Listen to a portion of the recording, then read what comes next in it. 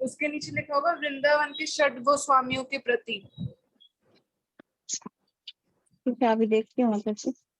I can see शुरू it on शुरू the में ही है। screen if you want me to.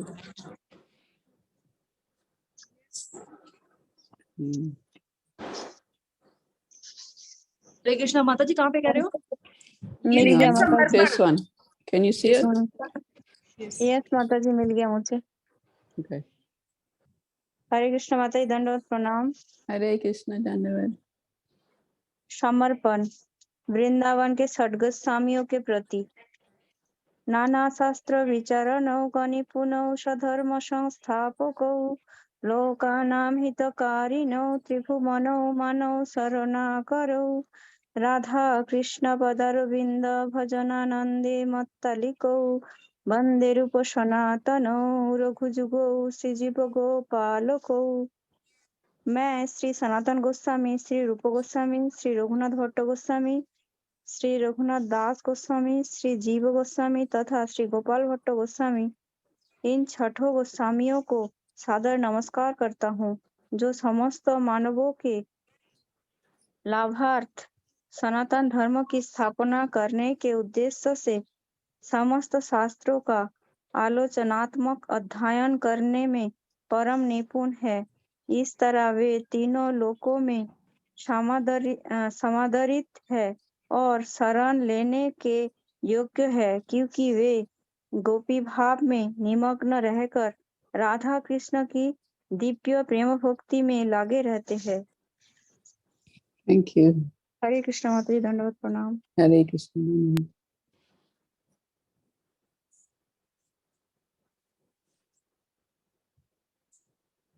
Okay. Do you want a short kirtan before we start? कीर्तन करना चाहेगा, कीर्तन की सेवा लेना चाहेगा कोई?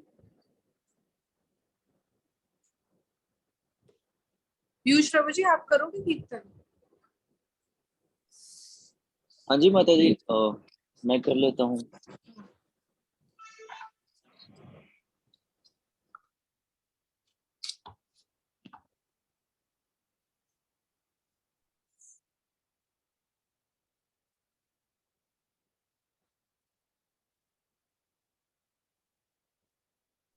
स्टार्ट कर दो प्रभु जी कीर्तन। आप म्यूट हो। स्क्रीन पे कुछ नहीं आ रहा। हरे कृष्ण महामंत्र करना है।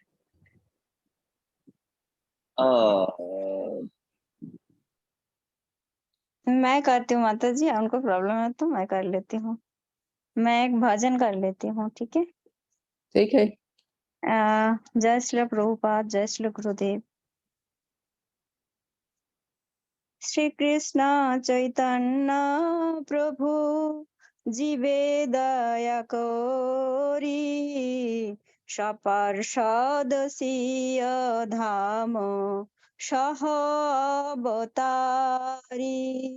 श्री कृष्ण चैतन्य प्रभु जीवे दया कोरी सपार्षद सिय धाम सहाय अवतारी।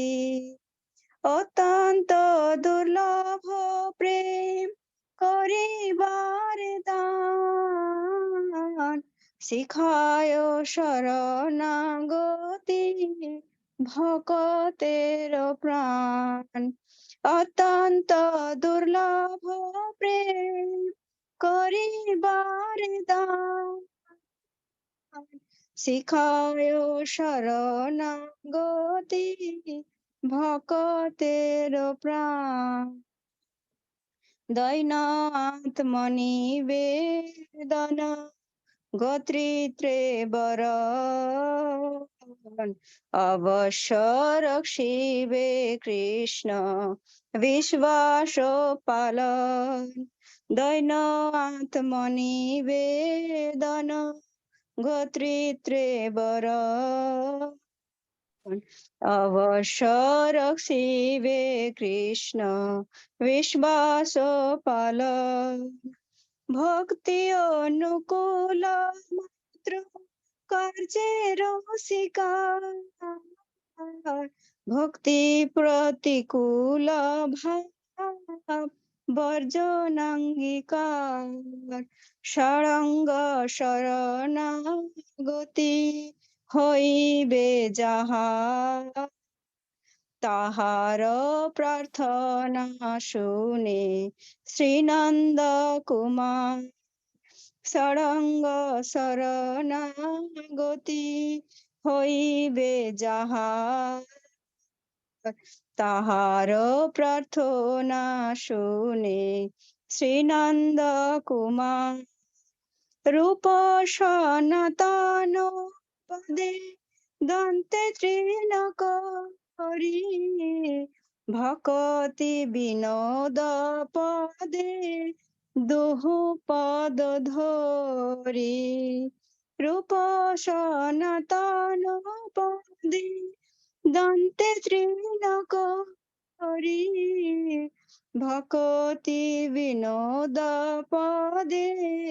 দুহু পদ ধরি কাঁদিয়া কাঁদিয়া বলে আমি যে অধম শিখায় শরণাগতি করো হে উত্তম কাঁদিয়া কাঁদিয়া বলে আমি তো অধম শিখায় শরণাগতি করো হে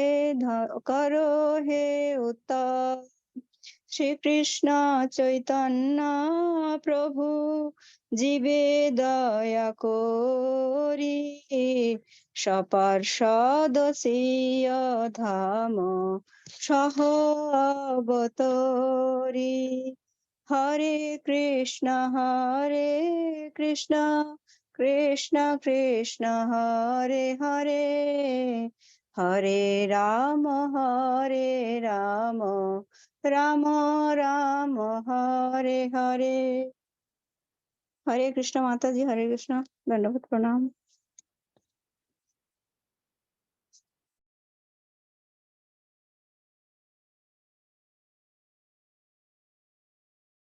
Mataji, you're muted. Thank you. That happens from time to time. Is the microphone working okay? Yes, You it's hear fine. me okay? Good, Yes. because I bought a new microphone because I was sick of holding my other one to my mouth. Okay. So Hare Krishna. Okay, well, let's start with Om Jnana Timirandasya Jnananjana Shalakaya Chakshurun Malitam Yena Tasmai Shri Gurave Namaha Shri Chaitanya Manobhistam Stapitam Yena Bhutale Sayam Rupa Karamayam Dadati Swapadantika Vandeyaham Shri Guruho Shri Yuta Parakamalam Shri Guru Vaishnavamscha Shri Rupam Sagrijatam Sahagana Raghunatam Vitam Tam Sajivam Sadvaitam Savadutam Parijana Sahitam Krishna Chaitanya Devam Sri Radha Krishna Padan Sahagana Lalita Sri Visakam Vitamscha He Krishna Karuna Sindhu Dina Bando Jagitpate Gopesha Gopika Kanta Radha Kanta Namustate Tapta Kanchana Gaurangi Radhe Vrindavaneshwari Vishabhanu Sate Devi Pranamami Hare Priye Panchakalpatarubhyascha kripa sindhubhya eva cha patitanam bhavanebhyo vaishnavebhyo namo namaha nama om vishnu padaya krishna prestaya bhutale Srimati Bhaktivedanta Swaminiti Namane Namaste Saraswati Devi Gauravani Pracharane Nirvishesha Shunyavadi Paschatya Deshatarane Jai Shri Krishna Chaitanya Prabhu Nityananda Shri Advaita Gadadha Shiva Sadi Gauda Bhaktavrinda Hare Krishna Krishna Krishna Hare Hare Hare Rama Rama Rama Hare Hare. Okay, Hare Krishna everybody. Welcome to Bhakti Rasamrita Sindhu. We're going to start today with the preface, the Amuk. And the way I thought we'd do it is that we'll read a few paragraphs and then I'll discuss those few paragraphs. So in the first bit, we're going to read about Rupa Goswami. So we're going to read the first 1, 2, 3, 4, 5 paragraphs. Someone wants to read the first 5 कोई आप paragraphs? Paragraph पढ़ना चाहेगा?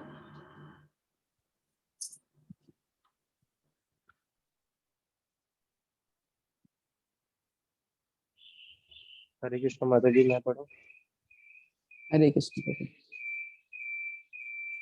धन्यवाद। Dhanyavad Prabhu.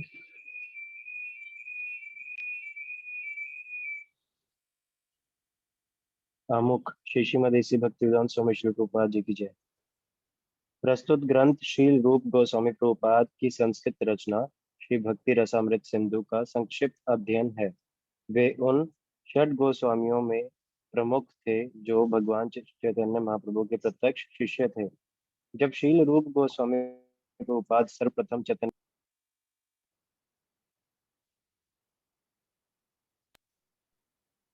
Car में मंत्री थे, तब वे तथा उनके भाई सनातन क्रमशः दबीर खास तथा साकर मलिक कहलाते थे। एक मंत्री के उत्तरदायी पदों पर थे। उस समय 500 वर्ष पूर्व हिंदू समाज अत्यंत कर था और यदि ब्राह्मण जाति का कोई व्यक्ति मुसलमान शासक की नौकरी स्वीकार कर लेता था तो उसे ब्राह्मण समाज से तत्क्षण निकाल दिया जाता था। इन दिनों भाइयों दबीर खास तथा साकर मलिक की स्थिति ऐसी ही थी।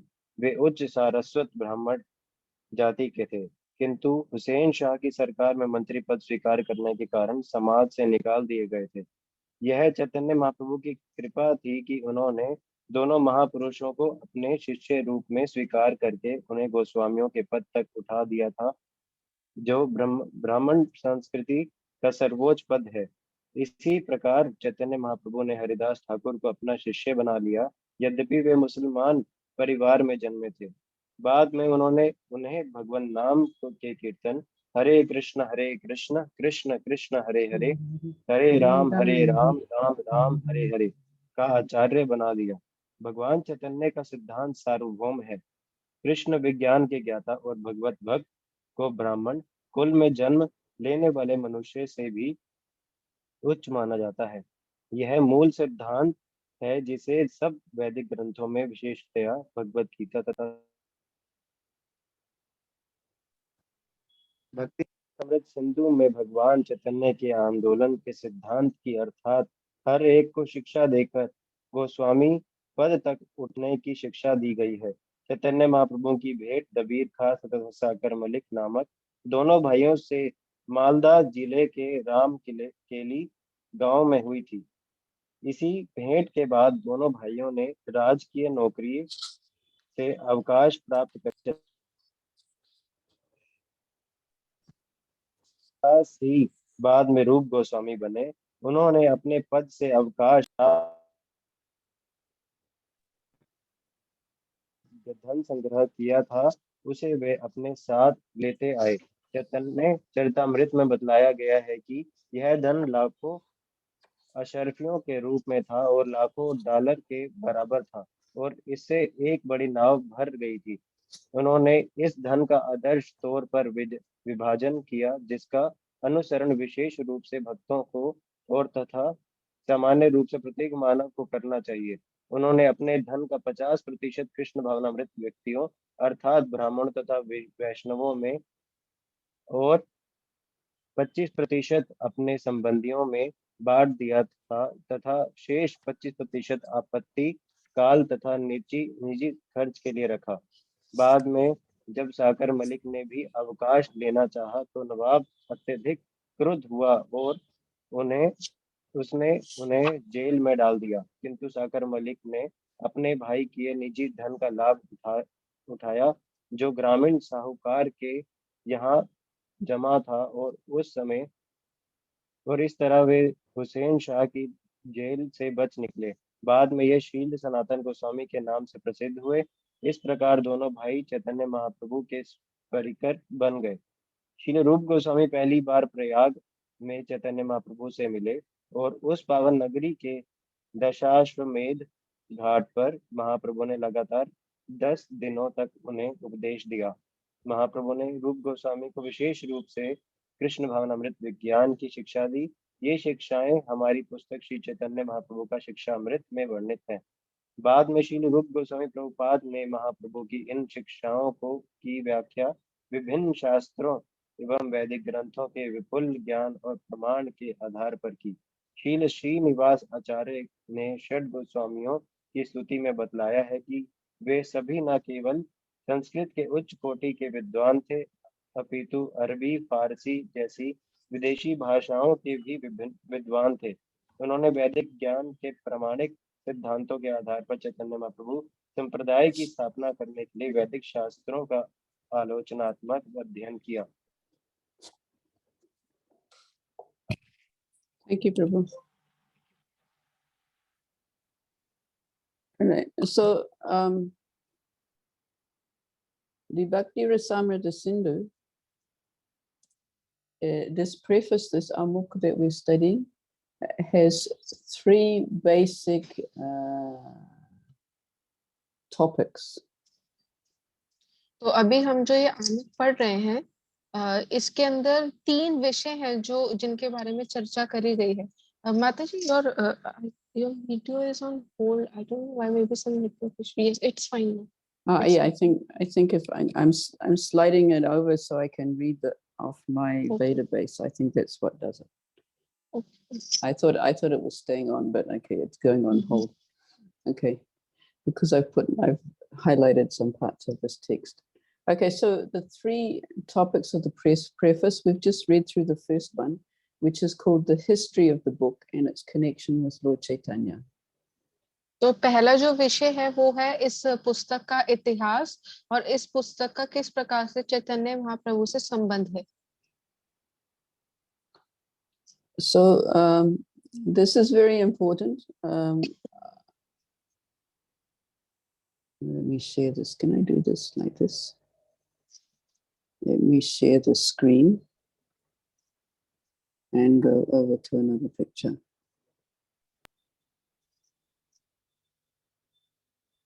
This last bit that we just read out about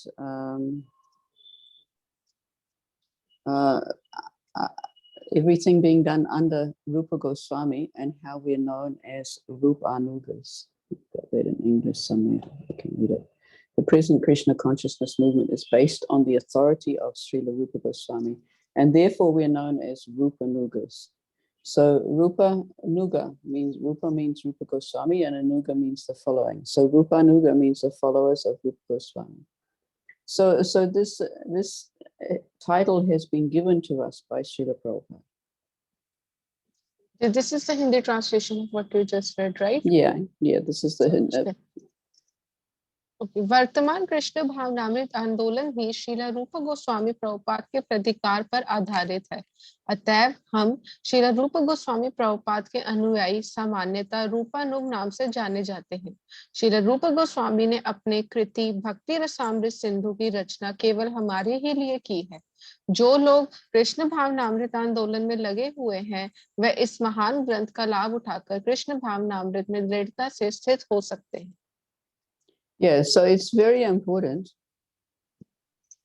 that we understand this Rupanuga. Srila Prabhupada has given us the title of Rupanugas.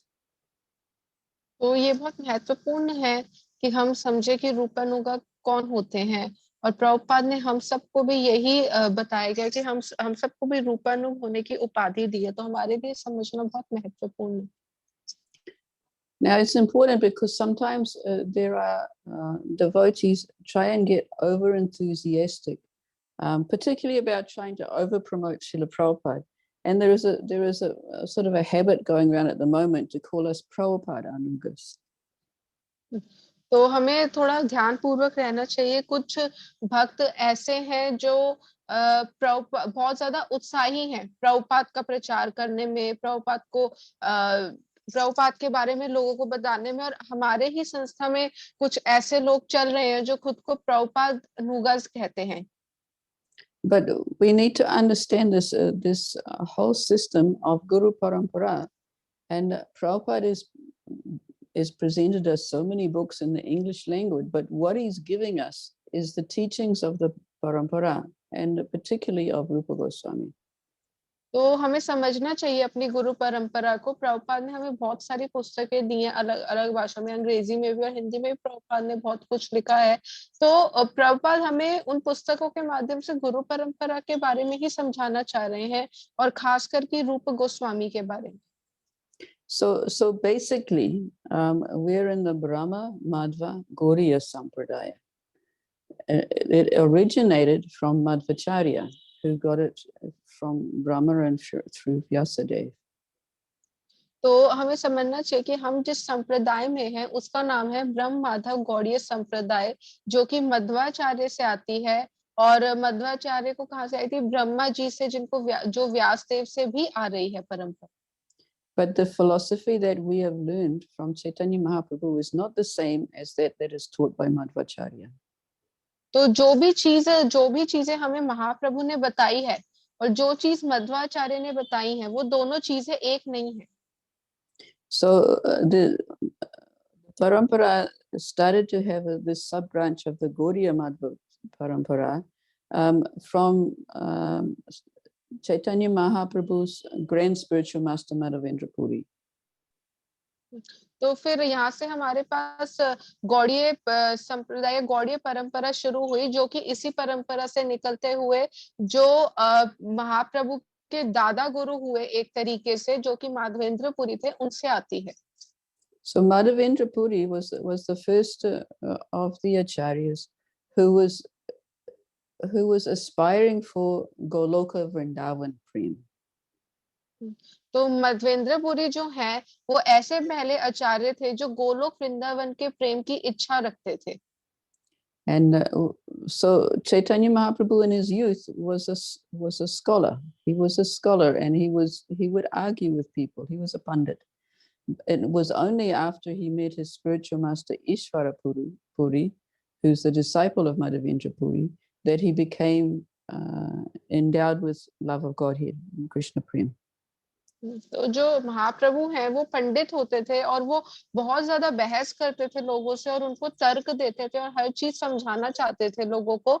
लेकिन जब महाप्रभु ने ईश्वर पुरी से दीक्षा ली, जो कि माधवेंद्र पुरी के शिष्य थे ईश्वर पुरी, जब उन्होंने दीक्षा ली तो तब उनके अंदर कृष्ण प्रेम की उत्पत्ति हुई।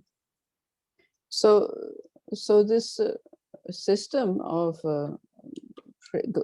Goloka Vrindavan Prem is taught by Chaitanya Mahaprabhu, but Chaitanya Mahaprabhu himself didn't present much in the way of teachings.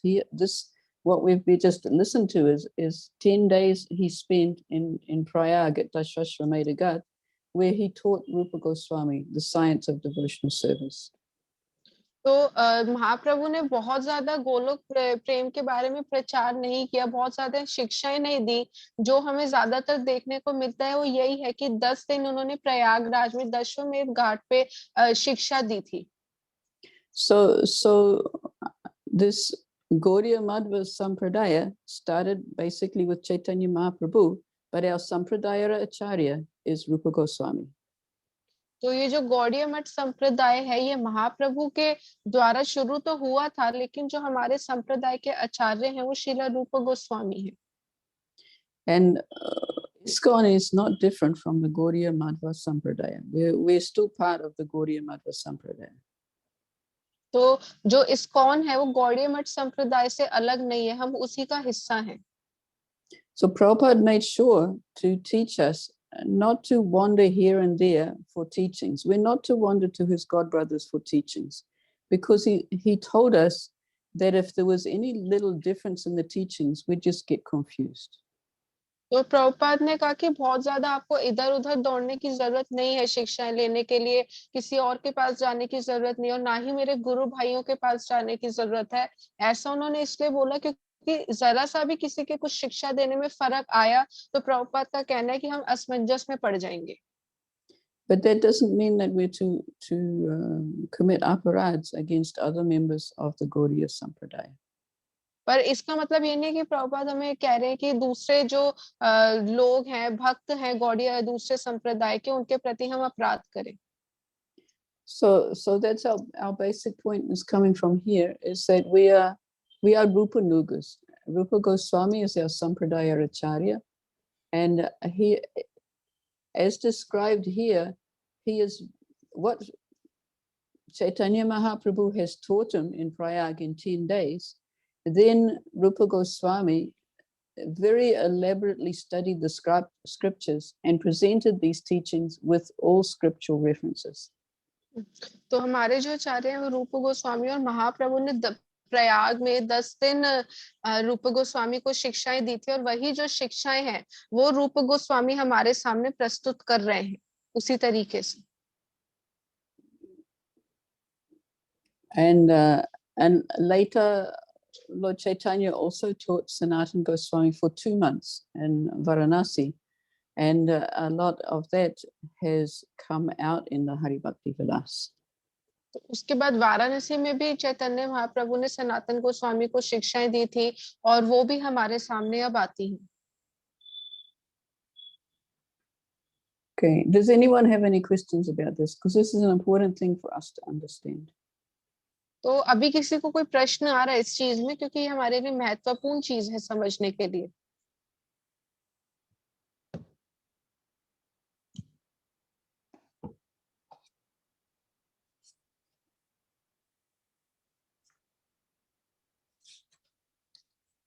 Okay. All right. So if no one has any questions, we're going to read the next one very big paragraph, which takes us to the end of the following page, X111. तो अभी किसी का कोई प्रश्न नहीं है तो हम इस पृष्ठ के अंतिम पड़ाव की तरफ पहुंचेंगे. Which is the second topic, which is about bhakti, bhakti ras. Hare Krishna Mataji, Mataji, wo screen sharing is possible?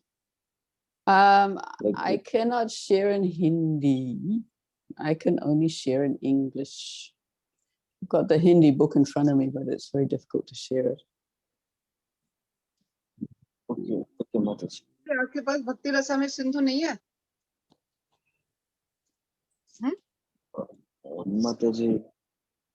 It might theoretically be possible if I put my phone on. And let me see. I'll try put my phone on and see what happens.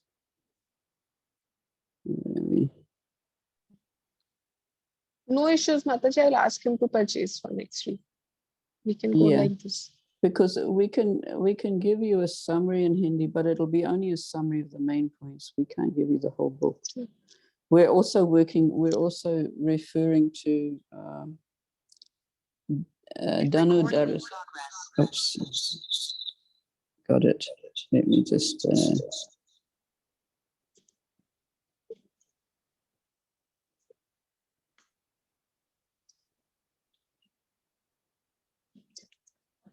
okay.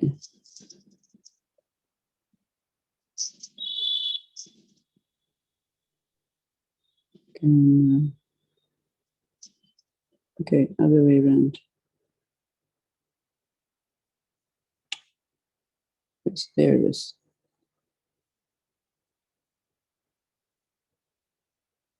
Hey.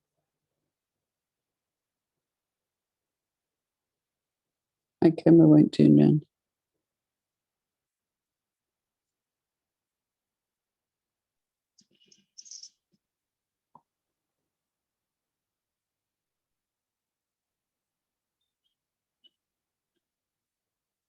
Okay, I can't do it. If I could turn my camera around, I could share off my phone, but I can't do it.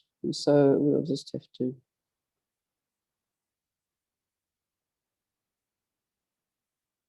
Forget about that. Okay, no, I can't share the screen live. I'm not quite that clever. Okay. So we've got one big paragraph, which starts at the bottom of X11 and goes to the bottom of X111. And somebody can read it. तो पृष्ठ number 12 लिखा होगा आमुख में, मतलब आमुख में ही 12 number पृष्ठ लिखा होगा, और जो उसका आखिरी पैराग्राफ है. I'll just read. I'll only read, Mataji. Okay. Just a second.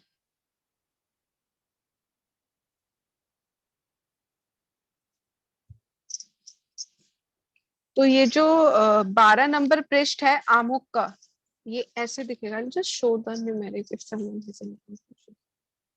ये वाला जो पृष्ठ है, इसका हम आखिरी पैरे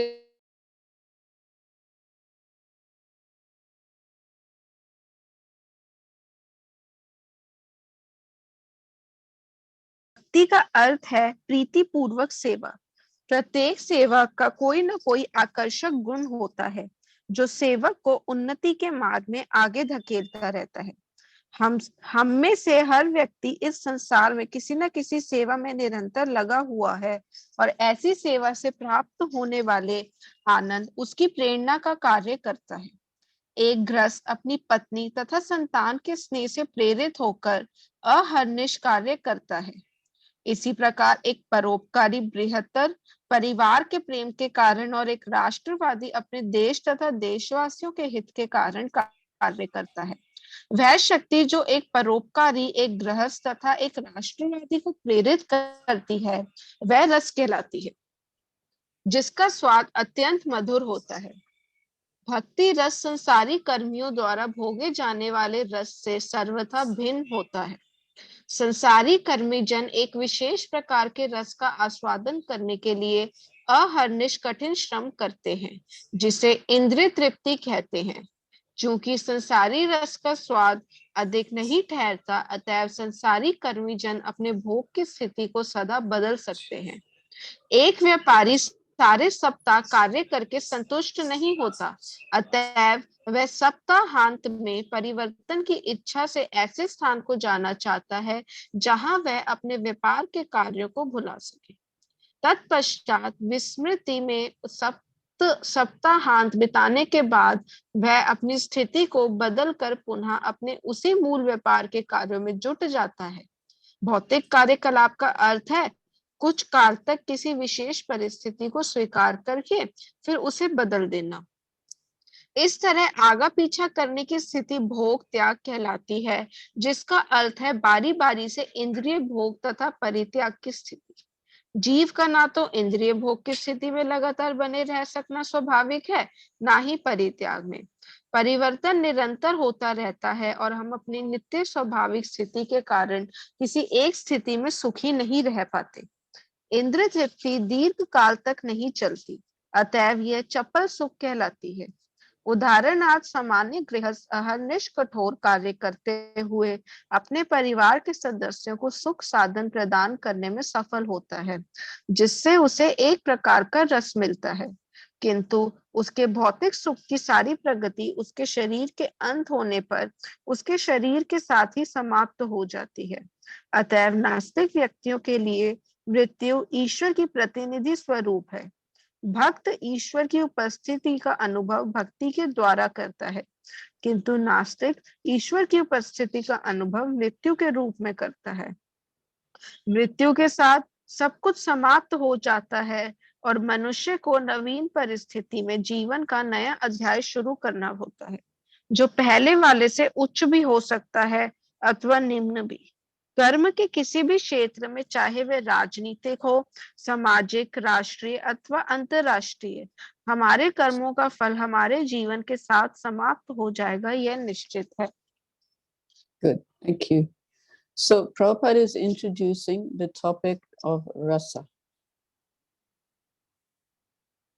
तो अब प्रभुपाद जो रस का विषय है उसको सामने लेके आ रहे हैं। I just have one doubt माता जी। Yeah, sure. इट सेड हमारे कर्मों का फल हमारे जीवन के साथ समाप्त हो जाएगा, यह निश्चित है। So it's saying that the fruits of our karma will be destroyed with our life. So but we have always heard that we carry it forward to our next life. Our karma is carried forward. Yes. But this is especially in English, it's even more confusing. Yes, because it's not even saying karma, it's saying the results of our actions will be finished at the end of our life. But basically it means that the benefits we're getting will be finished. The karma will continue. Yeah, it's not very clearly written. It's not what he doesn't mean that karma is finished. What he means is that whatever benefits we've gained in this life, we cannot take with us. We take our karma with us. Yeah, in English, it's also very confusing. Yeah, because we hear what we are facing right Yeah. now currently in our life is fruits of our action we did in previous life, or maybe in this life, or maybe life Yeah. before that. Yeah, so So you can here- understand that this is just the language that's being used is a little confusing, because what he means is that you build a big skyscraper, you can't take it with you like that. He means you can't take what you've Yes. been working for, you can't take with you. But yeah, the language is not very good. So here, Prabhupada is talking about, he's introducing the subject of rasa, but he's telling us a bit in the beginning about material rasa. तो प्रभुपाद इसमें रस के विषय को लेके आ रहे हैं और उसमें सबसे पहले वो भौतिक रस की बात कर रहे हैं. Even he has trouble with the English language. He describes in, I think, the first chapter of the Nectar of Bhakti Rasamrita Sindhu, how Bhakti Siddhanta Saraswati translated rasa as mellow, which is correct according to Old English, but in current English, people don't understand what that means, because rasa means juice or taste. तो प्रभुपाद भी बता रहे हैं, भक्ति रसामृत सिंधु के पहले अध्याय में प्रभुपाद ने बताया है कि भक्ति सिद्धार्थ महाराज ने रस को बोला है मेलो. इंग्लिश का एक शब्द होता है मेलो, तो रस को उन्होंने मेलो बोला है अंग्रेजी भाषा में. और प्रभुपाद को लगता है कि पुरानी अंग्रेजी के हिसाब से शायद ये ठीक रहा होगा, बट आजकल जिस भाषा का प्रयोग होता है उसके हिसाब से ठीक है, क्योंकि रस का मतलब होता है किसी चीज का, मतलब जूस, एक तरीके से किसी चीज का जो रस होता है, स्वाद होता है, एक तरीके से रस का मतलब तो वो होता है. So more than just meaning juice, it means a particular flavor that's attractive. तो जूस के साथ साथ रस का मतलब ये भी होता है कि एक पर्टिकुलर मतलब स्वाद आता है जैसे हमें किसी चीज का, तो रस का मतलब तो वो होता है, श्रील प्रभुपाद कहते हैं. So Prabhupada gives so many material examples about the family man working for his wife and children, the philanthropist for the greater family, etc. तो प्रभुपाद ने भौतिक रस के बहुत सारे उदाहरण दिए हैं, जैसे कि जो गृहस्थ होते हैं उनको पत्नी और संतान में सुख आता है, जो राष्ट्रवादी होते हैं उनको देश की सेवा करके सुख आता है. ऐसे अलग अलग तरीके के रसों की बात प्रभुपाद ने करी. And he makes the point very strongly that mundane rasa, material rasa, does not last for long.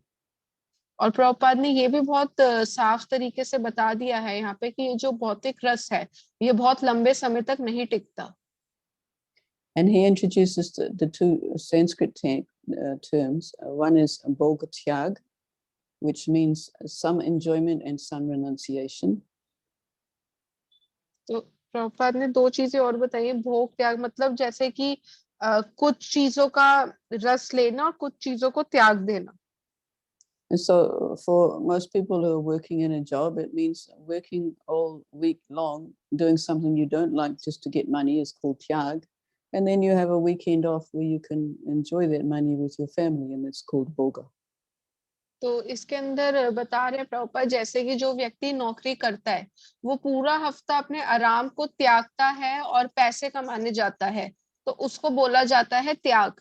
और जब उसकी सैटरडे संडे को छुट्टी होती है तो वो घूमने जाता है और उन्हीं पैसों को खर्च करके आनंद की खोज करता है और उसको कहते हैं भोग. So that's something that made no sense to me when I was working, because you had to spend 5 days working and you only got 2 days holiday. तो माता जी कह रही कि मैं भी काम करती थी पहले और मुझे ये चीज समझ नहीं आती थी कि अब 5 दिन तो काम कर ही रहे व्यक्ति, तो 2 दिन तो आराम करेगा ही.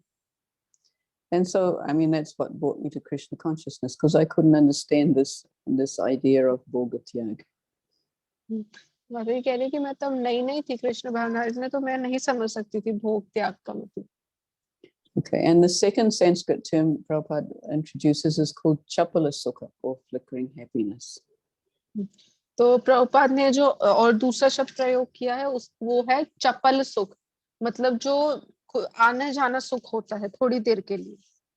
Which means that the happiness doesn't, it's not stable, it doesn't last. The family man's working hard all day and night to please his family, but sometimes his family is not pleased anyway. तो इसका मतलब ये है कि ये आना जाना सुख होता है चपल सुख, जो बहुत लंबे समय तक नहीं टिकता। जैसे कि जो एक व्यक्ति अपने पत्नी और बच्चों के लिए कमाता है और हमेशा उनके लिए ही सारे कार्य करता है, तो फिर भी उसका जो परिवार है उससे संतुष्ट नहीं होता। And at the very best, when we leave our bodies, everything in this material life is finished. और इसमें से सबसे बड़ी बात तो ये है कि जब हम अपना शरीर छोड़ते हैं तो जो भी हमने पाया वो सब यहीं छूट जाता है। And Prabhupada is making the point that if we don't engage in devotional service, bhakti, for Krishna, then we'll realize the presence of God when we die. तो प्रभुपाद कह रहे हैं कि अगर हम भक्ति में नहीं लगेंगे तो हम भगवान की जो अनुभूति है हमारे जीवन में, भगवान का जो होना है उसको नहीं समझ पाएंगे। Okay, so the next two paragraphs talk about bhakti ras, which is different from mundane ras. Should I read? Yes, somebody should read. किंतु भक्ति रस जीवन के अंत के साथ नहीं समाप्त होता, यह निरंतर चलता रहता है, इसलिए ये अमृत अर्थात कभी ना मरने वाला कहलाता है। इसकी पुष्टि समस्त वैदिक ग्रंथों से होती है। भगवत गीता में कहा गया है कि भक्ति रस में थोड़ी सी भी उन्नति भक्त को बड़े से बड़े संकट से मानव जीवन के सुअवसर को हाथ से खोने से बचा सकती है। सामाजिक जीवन, पारिवारिक जीवन में या परोपकार, मानवतावाद, राष्ट्रवाद, समाजवाद, साम्यवाद जैसे बृहत्तर पारिवारिक जीवन में हमारे भावों से प्राप्त होने वाले रस इस बात की गारंटी नहीं देते कि अगले जन्म में हमें मनुष्य जीवन ही प्राप्त होगा। हम वर्तमान जीवन के अपने वास्तविक कर्मों से ही अगले जीवन का निर्माण करते हैं। किसी जीव को वर्तमान शरीर के कर्म के अनुसार ही एक विशेष प्रकार का शरीर प्राप्त होता है। इन कर्मों का लेखा जोखा एक श्रेष्ठ अधिकारी द्वारा रखा जाता है, जिसे दैव अर्थात ईश्वर की सत्ता कहते हैं।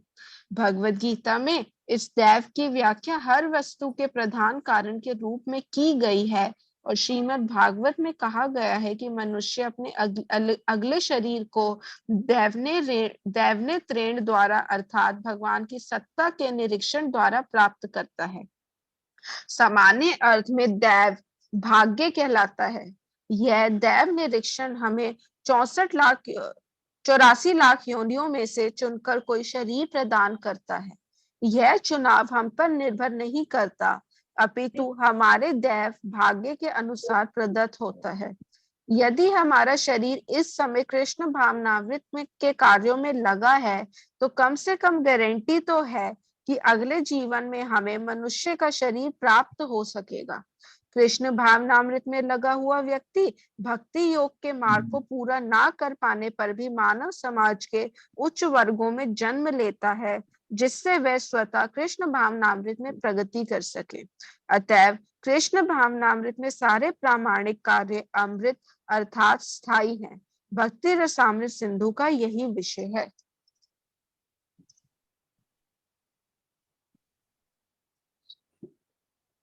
Next one is to Yeah, one more paragraph is talking about rasa also.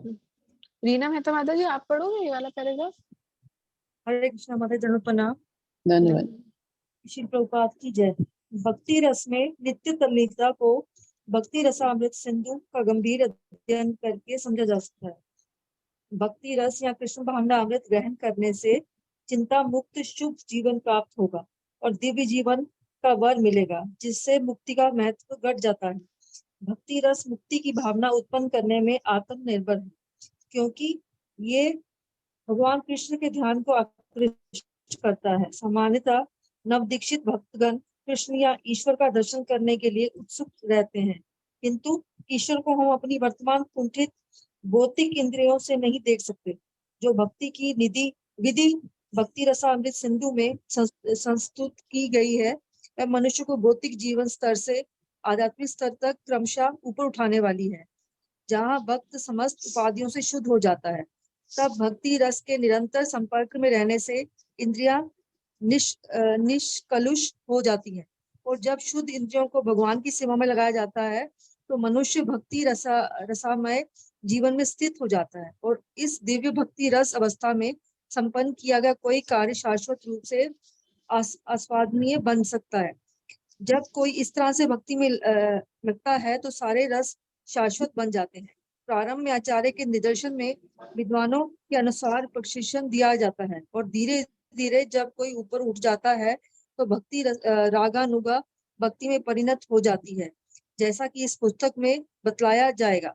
रस 12 प्रकार के होते हैं। उनमें से 5 प्रधान रसों में श्री कृष्ण के प्रति अपने संबंधों को नया रूप देकर हम सच्चिदानंदमय जीवन प्राप्त कर सकते हैं। माता जी आगे ही पढ़ना है? Oh, that's enough. Thank you. Hare Krishna. Thank you, Hare Krishna. Okay, so now Prabhupada is talking about Bhakti Rasa. So भक्ति रस की Rasa. चर्चा हो रही है यहाँ पे। No, I just have to put this aside. Okay, so Bhakti Rasa is completely different from mundane Rasa. It does not finish at the end of life. It continues on and on. तो जो भक्ति रस है वो नित्य है, वो जीवन के साथ अंत नहीं होता उसका, वो आगे बढ़ता जाता है। So this brings in the term Amrita. So now we have Bhakti Rasamrita. तो भक्ति रस एक अमृत के समान है, ऐसे ही हमारे पास इसलिए भक्ति रस अमृत। So Prabhupada also quotes from the Bhagavad Gita that a little advancement in bhakti can save one from the greatest danger of missing a human life. And he contrasts that with no matter what you do in piety, it does not guarantee you'll be a human in your next life. तो इसके अंदर बता रहे हैं कि जो कोई व्यक्ति थोड़ी सी भी भक्ति करता है तो वो बहुत बड़े बड़े आने वाले दुखों से बच जाता है, और ये भी बताते हैं कि अगर कोई थोड़ी सी भी भक्ति करता है तो उसका अगला जो मनुष्य जीवन है वो निश्चित हो जाता है। Yeah, in the next paragraph, Prabhupada mentions 6 qualities of devotional service, which will be discussed, I think, in chapter 1. He says adoption of Bhakti Rasa brings one to an auspicious life free from anxieties. So he lists there 6 things: life free from anxieties, transcendental existence, minimizing the value of liberation, sufficient to produce a feeling of liberation, and attracting the attention of Krishna. So the second sentence in that second paragraph. तो यहाँ पे प्रभुपाद भक्ति के 6 गुणों के बारे में बताते हैं, जिसमें से it's in the second, right? It's in the second paragraph. It's the second sentence in that second paragraph. Starts Bhakti Ras Krishna Bhavanamrita. Yes, got it. तो जो व्यक्ति भक्ति में लग जाता है उसको ये 6 चीजों की प्राप्ति होती है कि वो चिंता मुक्त हो जाता है, उसका जीवन शुभ हो जाता है, दिव्य जीवन का उस व्यक्ति को वर मिलता है, और मुक्ति का महत्व पता चलता है। And it attracts the attention of Krishna. और ये कृष्ण की और जो कृष्ण है उनका ध्यान भी हमारी तरफ आकर्षित हो जाता है अगर हम भक्ति करते हैं तो। Yes, so those are 6 qualities of devotional service that we'll be studying, I think, in chapter 1. तो ये जो 6 गुण है भक्ति के, ये हम अध्याय 1 में पढ़ेंगे शायद। Now, another point that is very important is towards the end of that paragraph. Prabhupada says, in the beginning, one is trained according to the principles of regulations. Brahma Acharya ke sentence. Yes, got it. तो उसके बाद फिर और दूसरी चीज जो महत्वपूर्ण है वो ये यहाँ पे प्रभुपाद ने लिखा है प्रारंभ में आचार्य के निर्देशन में विधानों के अनुसार प्रशिक्षण दिया जाता है और धीरे धीरे जब कोई ऊपर उठ जाता है तो भक्ति रागानुगा भक्ति में परिणत हो जाती है, जैसा so कि इस पुस्तक में so that subject again, this is the subject of most of this first ocean of Bhakti Rasamrita Sindhu. And in the beginning of the introduction, we'll see the makeup of how Bhakti Rasamrita Sindhu was compiled. And most of this first ocean takes us through Sadhana Bhakti and a brief introduction to Raganuga Bhakti and a very brief introduction to Bhava Bhakti. तो फिर इसके अंदर आगे आगे हम देखेंगे तो पहले फिर रागानुगा भक्ति और भाव भक्ति के बारे में भी आगे जाके चर्चा होगी. But most of what we're going to learn in the first waves of this book is about sadhana bhakti. और शुरू में जो हमें इस पुस्तक में चर्चा होगी और ज्यादा चर्चा होगी वो होगी साधना भक्ति के बारे में. And in that last sentence he talks about 12 kinds of rasas and 5 primary rasas, which basically the other 3 oceans of the Bhakti Rasamrita Sindhu are all about discussing these different types of rasas. तो इसके अंदर रसों के बारे में बात करी गई है और जो प्रमुख 3 रस हैं उनके बारे में आखिरी में बात करी गई है इस पुस्तक में. Okay. Now the third subject in our book today is about the tendency that we want to love somebody. So if we read the next 1, 2, 3 paragraphs about this topic of propensity to love somebody. Okay, I would read. I'll read. जीवन का मूल सिद्धांत है कि हमें किसी न किसी से प्रेम करने का सामान्य प्रवृत्ति होती है. कोई भी व्यक्ति दूसरे से प्रेम किए बिना जीवित नहीं रह सकता. यह प्रवृत्ति हर जीवित प्राणी में विद्यमान है. यहाँ तक कि बाघ में भी यही प्रेम की प्रवृत्ति कम से कम सुप्त अवस्था में विद्यमान है और मनुष्य में तो यह निश्चित रूप से विद्यमान है. किंतु जो अज्ञात बात समझ में नहीं आती है वह यह है कि अपने प्रेम को कहाँ आश्रय स्थापित किया जाए जिससे हर व्यक्ति सुखी रह सके. इस समय मानव समाज मनुष्य को अपने देश, परिवार या अपने आप से प्रेम करने की शिक्षा देता है, किंतु इसकी सूचना कोई नहीं है कि प्रेम प्रवृत्ति को कहाँ आश्रित किया जाए जिससे हर एक व्यक्ति सुखी हो सके. यह अज्ञात वस्तु कृष्ण की और भक्ति रसामृत सिंधु में हमें शिक्षा देता है कि हम कृष्ण के प्रति अपने प्रेम को किस तरह जागृत करें और किस तरह उस पद को प्राप्त हो जहां हम आनंद में जीवन का भोग कर सके. तो रीना मेहता माता जी पढ़ोगे आगे का.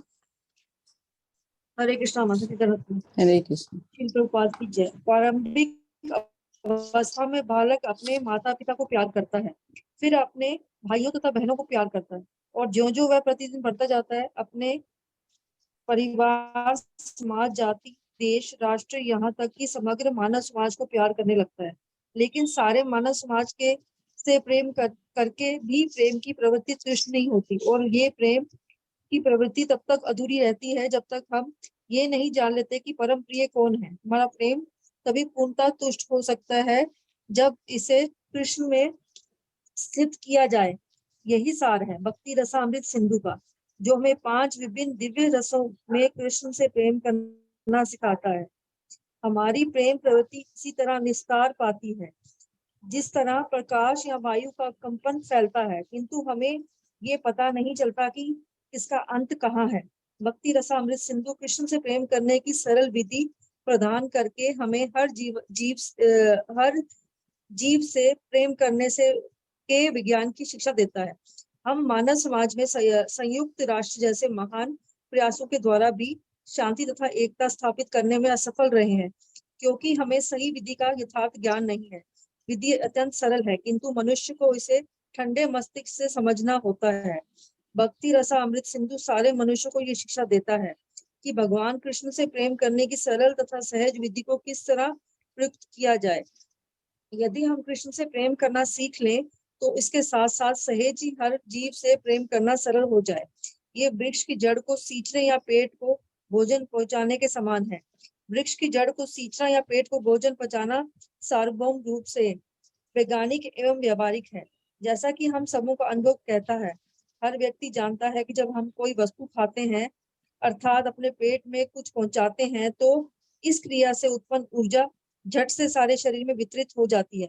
उसी प्रकार जब हम वृक्ष की जड़ में पानी डालते हैं तो उससे उत्पन्न ऊर्जा तुरंत बड़े बड़े वृक्ष में पूर्णतः बढ़ जाती है। वृक्ष के हर अंग को जल दे पाना संभव नहीं है, ना शरीर के हर अंग को अलग से भोजन ही पहुंचाना संभव है। भक्ति रसा अमृत सिंधु ये शिक्षा देगा कि किस तरह वह स्विच दबाई जाए कि प्रकाश सर्वत्र तुरंत फैल जाए। जो इस विधि को नहीं जानता वह जीवन के सार को नहीं जान सकता। Can I continue, Mataji? No, you can stop there for a minute. Hare Krishna. Hare We'll talk about this for a minute. So, important point here is Prabhupada has said that the general propensity is that we want to love somebody, but we're missing the point of who to love that will satisfy everybody. तो यहाँ पे प्रभुपाद जो तीसरा विषय उठा रहे हैं ये है कि हम सबके अंदर एक स्वाभाविक उत्कंठा है कि हम किसी ना किसी को प्रेम कर रहे हैं, हमारी प्रवृत्ति है कि हम किसी ना किसी को प्रेम करना चाहते हैं, लेकिन प्रभुपाद कह रहे हैं कि यहाँ पे हम कहाँ पीछे छूट जाने कि हमें ये नहीं पता कि हमें प्रेम किससे करना है। So Prabhupada is describing how this Bhakti Rasamrita Sindhu will teach us about the missing point of Krishna.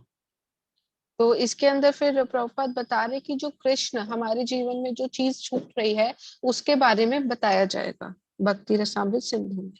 And he gives these two nice analogies that by loving Krishna is similar to pouring water on the root of a tree or supplying food to the stomach.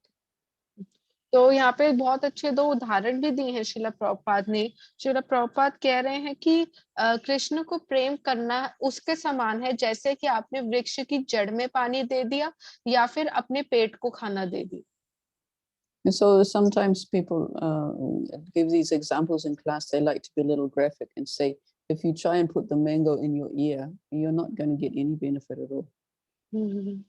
तो काफी कक्षाओं में भी बताया जाता है कि जैसे कि आपको आम खाने का मन है और अगर आप आम को लेके अपने कान के अंदर डाल दो तो वो आपको कोई फायदा नहीं देने वाला। We have to give to the stomach in the same way we have to give our love to Krishna. तो हमें आप तो अपने पेट को ही देना पड़ेगा उसको भोगने के लिए और इसी प्रकार से जो हमारा प्रेम है वो हमें कृष्ण को ही देना पड़ेगा। And similarly with the tree, even if we have a small tree and we try and water it by the leaf can only absorb a very small amount of water and the tree will die if we try and do that. तो इसके अंदर बता रहे हैं ऐसे वृक्ष का उदाहरण है ये जो पेड़, चाहे पेड़ कितना भी छोटा हो, पौधा कितना भी छोटा हो, हम कितना भी कोशिश कर ले उसकी पत्तियों को पानी देने के लिए, लेकिन जो पत्ती है वो थोड़ा सा ही पानी ले लेगी, 1 बूंद 2 बूंद, ज्यादा नहीं ले सकती। और अगर आप इसी प्रकार से रोज करेंगे तो वो जो पौधा है वो मर जाएगा। So Prabhupada at the beginning of that paragraph, he says our loving propensity expands like a vibration of light. In other words, that it has to keep going until it finds the ultimate source. तो प्रभुपाद कह रहे हैं कि जो हमारा प्रेम है वो रोशनी की उजाले की तरह ही है और हमें वो उजाला हर तरफ होता है लेकिन हमें उसका क्या कहाँ से वो रोशनी आ रही है उसको ढूंढना जरूरी है। Prabhupada says, Nectar of Devotion, Bhakti Rasamrita Sindhu teaches the science of loving every one of the living entities by the easy method of loving Krishna. तो क्या इसके अंदर प्रभुपाद बहुत अच्छे से बता रहे हैं कि भक्ति रसामृत सिंधु हमें सबको प्रेम करने का विज्ञान बताता है और किस प्रकार से बताता है, बहुत ही आसान तरीके से, सिर्फ कृष्ण को प्रेम करने से हम सबसे प्रेम कर सकते हैं। And at the end of the paragraph, he says, Bhakti Rasamrita will teach us how to turn on one switch that will brighten everything everywhere, which is going back to that analogy again. तो फिर प्रभुपाद इसके अंदर बहुत अच्छी बात बता रहे हैं कि हमें एक ही प्रयास करना है कि हम किस प्रकार से कौन सा बटन दबाएं जो दबाने से हर जगह ही उजाला हो जाए। Okay, Prabhupada is so poetic with his writing. Okay, so now we can read the rest of that, the rest of the Amuk. जहां तक भौतिक आवश्यकताओं की बात है, अधूना मानव सभ्यता सुखमय जीवन में काफी प्रगति कर चुकी है। फिर भी हम सुखी नहीं है क्योंकि हम सार या तत्व समझ नहीं पा रहे। हमें सुखी बनाने के लिए केवल भौतिक सुविधाएं ही पर्याप्त नहीं है। इसका ज्वलंत उदाहरण अमेरिका है, जो संसार का सबसे धनी राष्ट्र है, जिसके पास भौतिक भोग की सारी सुविधाएं हैं, किंतु वहां नितांत भ्रमित एवं जीवन से निराश व्यक्तियों का एक वर्ग जन्म ले रहा है। मैं यहाँ ऐसे भ्रमित मनुष्यों से अभ्यर्थना करता हूँ कि भक्ति रसामृत सिंधु में निर्देशित भक्ति की कला को सीखें, और मुझे विश्वास है कि उनके हृदयों में ज्वलित हो रही भव अग्नि तुरंत शमित हो जाएगी। हमारे असंतोष का मूल कारण यही है कि हमारी सुप्त प्रेम प्रवृत्ति पूरी नहीं हो पाई है। यद्यपि हमने जीवन की भौतिकतावादी शैली में काफी प्रगति कर ली है। भक्ति रसामृत सिंधु हमें व्यवहारिक निर्देश देगा कि हम भक्ति में लगे रहकर इस जगत में किस प्रकार जीवित रह सकते हैं, और किस प्रकार इस जीवन में तथा अगले जीवन में अपनी सारी इच्छाएं पूरी कर सकते हैं। भक्ति रसामृत सिंधु किसी भौतिकतावादी जीवन को निकृष्ट बताने के लिए नहीं प्रस्तुत किया जा रहा, अपितु इसका प्रयास यह है कि धार्मिकों, दार्शनिकों तथा सामान्य जनता को यह सूचना दी जाए कि कृष्ण से किस तरह प्रेम किया जाए। मनुष्य भौतिक असुविधा के बिना चाहे रहे, किंतु साथ ही उसे कृष्ण से प्रेम करने की कला सीखनी चाहिए। इस समय हम प्रेम करने की अपनी प्रवृत्ति का उपयोग करने के अनेक तरीके ढूंढ रहे हैं। तथ्य यह है कि हम असली सार तक अर्थात कृष्ण तक नहीं पहुंच रहे। हम वृक्ष के सारे भागों को तो सींच रहे हैं, किंतु जड़ को नहीं सींच पा रहे हैं। हम अपने शरीर को हर तरह से स्वस्थ रखने का प्रयत्न तो कर रहे हैं, किंतु पेट तक भोजन पहुंचाने की परवाह नहीं कर रहे हैं। कृष्ण को खोने का अर्थ है स्वयं को खोना। असली आत्म साक्षात्कार और कृष्ण साक्षात्कार साथ साथ चलते हैं। उदाहरणार्थ, भोर होने पर अपने को देखने का अर्थ सूर्य उदय को देखना भी होता है। सूर्य के प्रकाश को देखे बिना हम अपने आप को नहीं देख सकते। इसी प्रकार जब तक कृष्ण का साक्षात्कार नहीं हो जाता, तब तक आत्म साक्षात्कार का कोई अर्थ नहीं रहता। यह भक्ति रसामृत सिंधु विशेषतया उन लोगों को भेंट किया जा रहा है जो कृष्ण भावनामृत आंदोलन में लगे हुए हैं। मैं अपने समस्त मित्रों तथा शिष्यों को हार्दिक धन्यवाद देता हूँ, जो पाश्चात्य देशों में कृष्ण भावनामृत आंदोलन को आगे बढ़ाने में मेरी सहायता कर रहे हैं। मैं अपने प्रिय शिष्य श्रीमन जयानंद ब्रह्मचारी द्वारा दिए गए अनुदान को भी धन्यवाद स्वीकार करता हूँ। मैं इस्कॉन प्रेस के निदेशकों को भी धन्यवाद देता हूँ, जिन्होंने इस महान ग्रंथ को प्रकाशित करने में इतनी सावधानी बरती है। हरे कृष्णा। एसी भक्ति वेदांत स्वामी, अप्रैल 16, 1960, 1900, I don't know what is it. ISKCON Oh, it's the 13th, headquarters. it says 13th of April. 13 1970. 1970. Watseka Avenue, Los Angeles, California. Yes, good. Thank you. Now, there.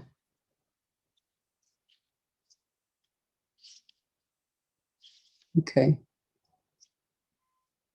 So this example of America is important because that's where Prabhupada went to start this Krishna consciousness movement. तो यहाँ पे जो प्रभुपाद ने America का उदाहरण दिया है, वो बिल्कुल सही है, क्योंकि वहीं पे जाके प्रभुपाद ने प्रचार चालू करा था। So he's speaking from very much realized point of view.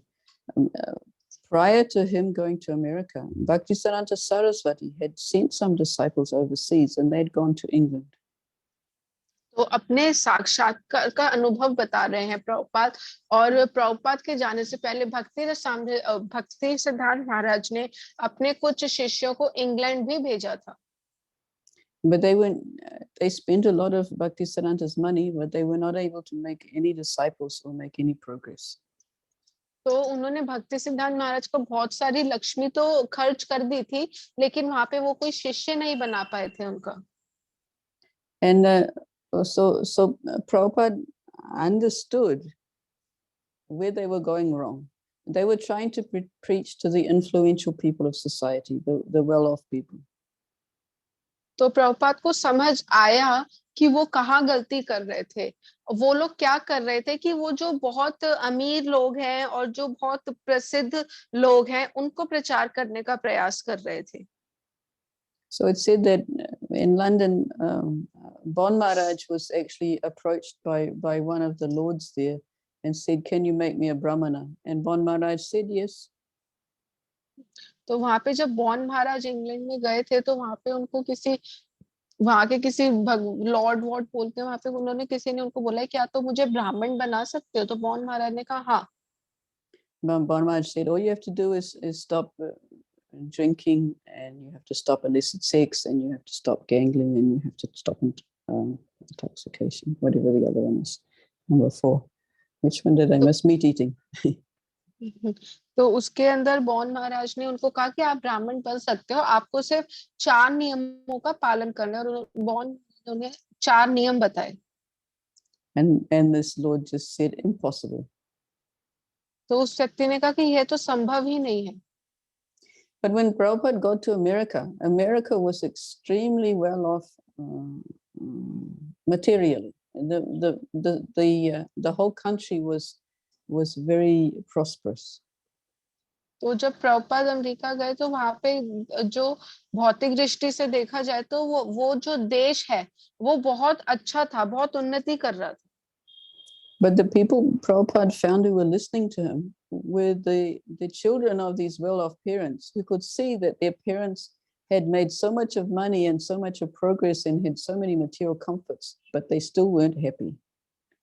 तो प्रभुपाद को जो लोग सुनने आते थे वो ज्यादातर उन लोगों के बच्चे होते थे जिन्होंने पूरे जीवन ये देखा था कि उनके माता पिता ने पैसा तो बहुत कमाया, पूरी उम्र बहुत काम भी किया, लेकिन सब उनके पास सब कुछ है लेकिन वो खुश नहीं है। So these young people had rejected the parents' way of life, and they were trying to find something better. तो इन बच्चों ने अपने माता पिता का त्याग कर दिया था और वो कुछ बेहतर की तलाश में निकले हुए थे। So Prabhupada arrived just at the right time, and they were trying to find things better in drugs and all sorts of illicit activities. But Prabhupada very easily got them to follow the 4 regular principles by providing that love that they were all looking for. तो वहां पे जब प्रभुपाद पहुंचे तो प्रभुपाद बिल्कुल सही समय पे पहुंचे वहां पे, क्योंकि वो लोग सुख की प्राप्ति में थे और वो सुख कैसे खोज रहे थे, गलत कार्य करके, नशे वगैरह करके सुख खोज रहे थे। लेकिन प्रभुपाद ने वहां जाकर उनसे बहुत आसानी से 4 नियमों का पालन कराया, किस प्रकार से उनको वो प्रेम देके जिसकी वो खोज में थे।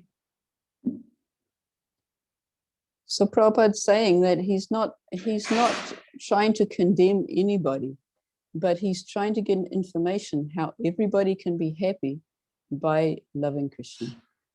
तो प्रभुपाद ने कहा वहां जाके उन्होंने किसी की निंदा या किसी का तिरस्कार नहीं किया, किसी को गलत नहीं कहा, सिर्फ उन्होंने ये दिखाया कि किस प्रकार से आप खुश रह सकते हैं और उनको बहुत सारा प्रेम दिया। Yes.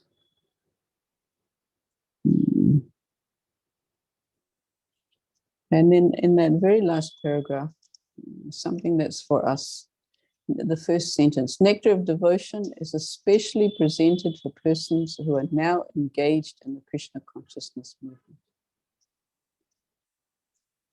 Can you please repeat the line? I just could not.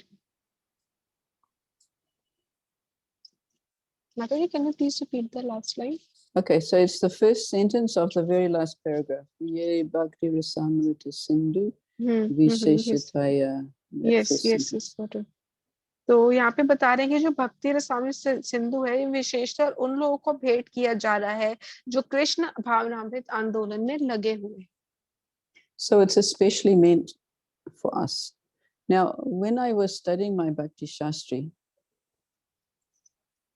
I had Jayadvaita Swami teach me nectar of instruction, and I had his disciple Kadamba Swami teach me nectar of devotion.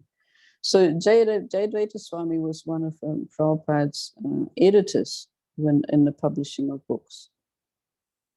तो इसके अंदर माता जी बता रही है कि ये भक्ति रसामृत सिंधु खास करके हमारे लिए, और जब माता जी भक्ति शास्त्री कर रहे थे तो उनके जो भक्ति रसामृत सिंधु के अध्यापक थे वो परम पूज्य कदम कानन स्वामी महाराज थे, जो कि परम पूज्य जय अद्वैत महाराज के शिष्य थे, और जो जय अद्वैत महाराज हैं वो प्रभुपाद के समय पे उनकी बुक्स की एडिटिंग किया करते थे.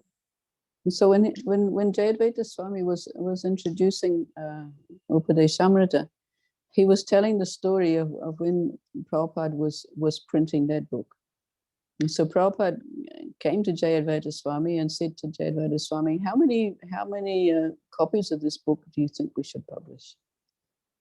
तो जयद्वैत स्वामी बता रहे थे कि जब प्रभुपाद भक्ति सॉरी उपदेशामृत, हाँ, जब प्रभुपाद उपदेशामृत छापने वाले थे तो वहां पे प्रभुपाद जयद्वैत महाराज के पास आए और उनसे पूछा कि तुम्हें क्या लगता है हमें कितनी पुस्तकें छापनी चाहिए.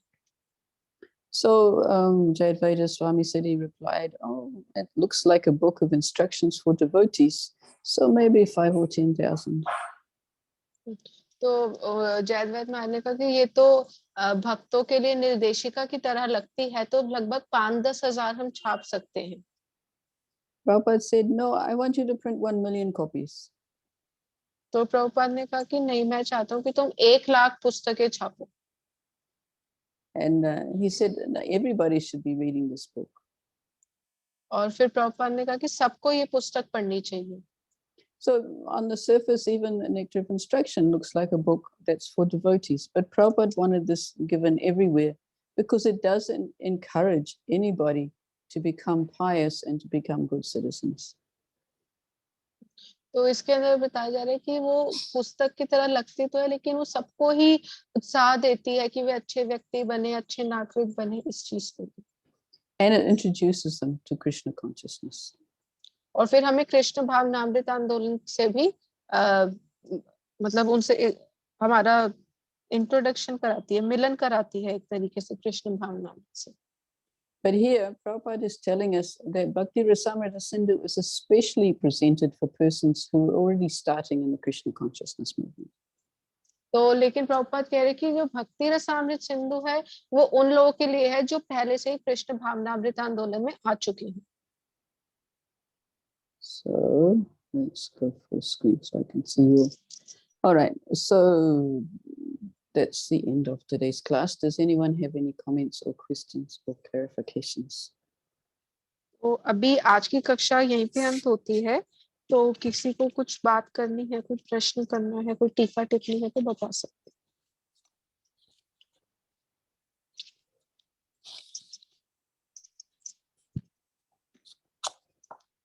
Okay, we forgot the last word, Sindhu. We covered Bhakti Rasamrita. Sindhu means ocean, so it's the ocean of nectarian Bhakti Ras.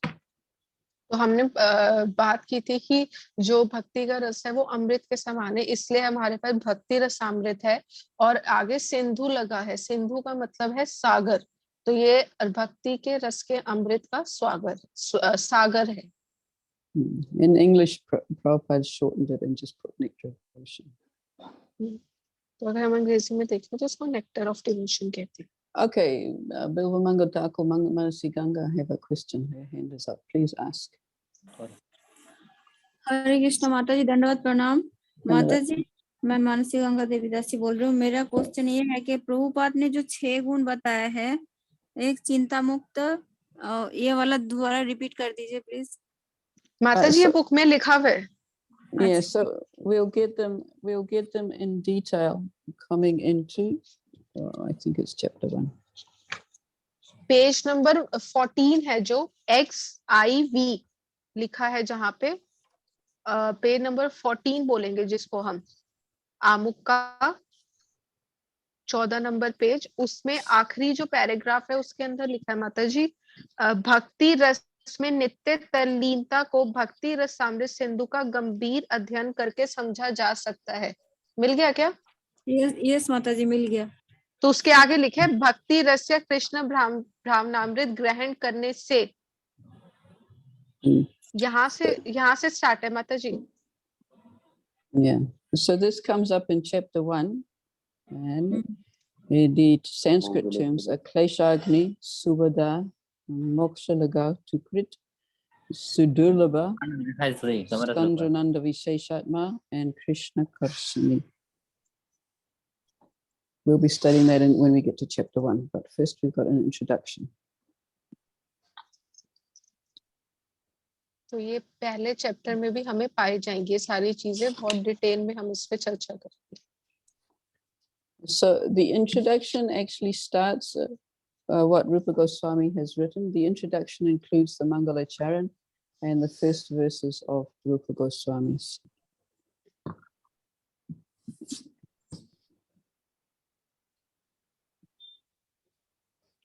I don't think anyone has any question. Okay, nothing else from anybody. We can finish here. All right. Thank you, everybody. Thank you, Mataji. Vancha Vancha kalpatarubhyascha kripa sindhuvya evacha paritanam Vaishnavebhyo Vaishnavebhyo namah. namo. Okay, Thank thank you, you very much. Mataji. everyone. Hare Krishna. Hare Krishna. हरे कृष्णा धन्यवाद। माता जी, धन्यवाद, प्रणाम। माता जी हरे कृष्ण माता जी, thank you माता जी। धन्यवाद, प्रणाम। Hare Krishna. Dhanyavad.